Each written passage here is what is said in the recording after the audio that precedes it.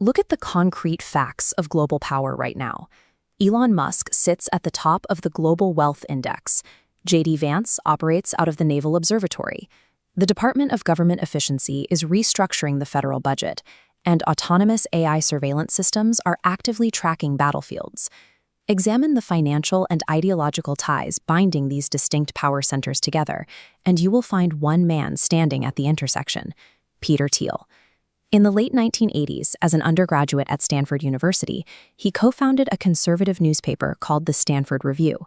It was a direct, heavily funded counteroffensive against what he perceived as an emerging culture of political correctness on campus. Decades later, he would distill that early contrarian streak into a blunt thesis. In a 2009 essay, he wrote that he no longer believed freedom and democracy were compatible. To achieve true liberty, he argued, the mechanisms of mass politics had to be bypassed entirely. He first bypassed the traditional financial system by co-founding PayPal.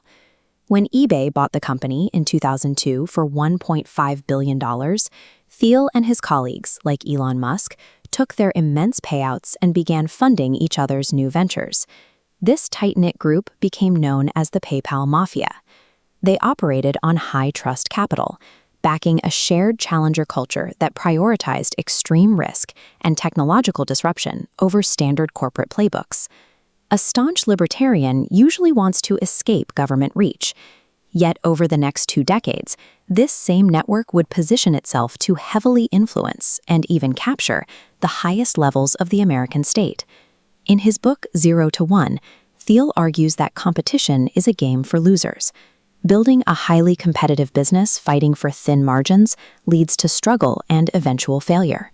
To capture durable, long-term value, a founder needs to build a monopoly, a structure so dominant that no other firm can offer a close substitute.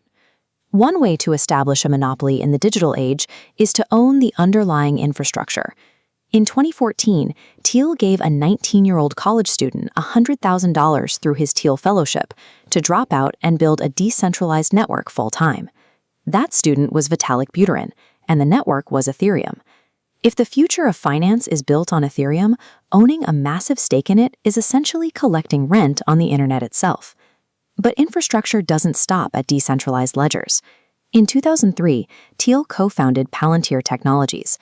Initially, the software was designed specifically for the intelligence community, giving analysts a way to sift through thousands of haystacks of data to track insurgent networks and roadside bomb makers in the wake of 9/11. Over the next 20 years, Palantir's capabilities expanded rapidly.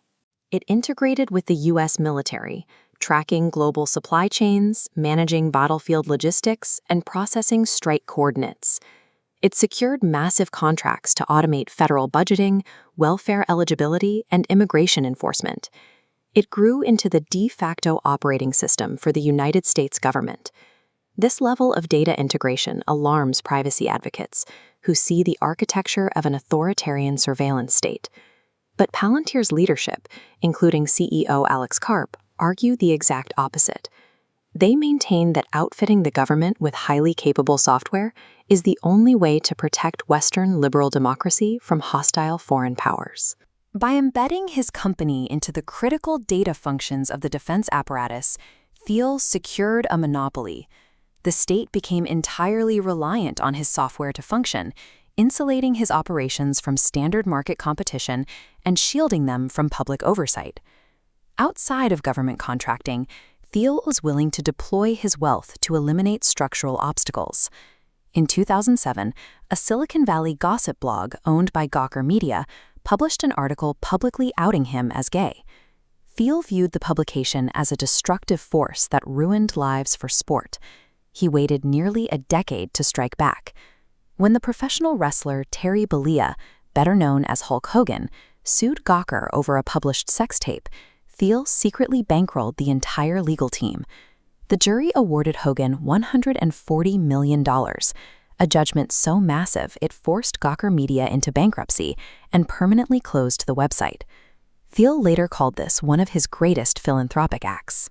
It demonstrated a potent new tactic: litigation as power. A sufficiently wealthy individual could weaponize the court system to selectively bankrupt an antagonistic press outlet, remaining completely anonymous until the damage was done. While dismantling media organizations he despised, he simultaneously funded alternative systems to bypass institutions he viewed as stagnant.